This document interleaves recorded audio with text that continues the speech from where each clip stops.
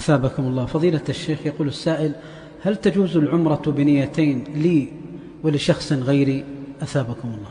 لا يصح أن تجمعهما في نسك واحد، لا يصح الحج ولا العمرة إلا عن شخص واحد. ولذلك قال صلى الله عليه وسلم كما في الصحيح من حديث عائشة رضي الله عنها لما أتى الميقات: من أراد منكم أن يهل بحج فليهل، ومن أراد منكم أن يهل بعمرة فليهل، ومن أراد منكم أن يهل بحج وعمرة فليهل. فتعلق بالشخص نفسه.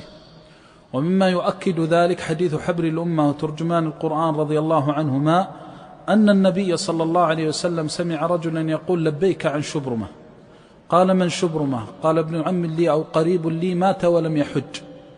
قال: حج، أحججت عن نفسك؟ قال: لا. قال: حج عن نفسك ثم حج عن شبرمة.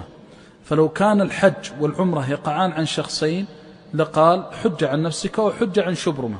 فقال: حج عن نفسك ثم حج عن شبرمة، فدل على عدم جواز التشريك، والله تعالى أعلم.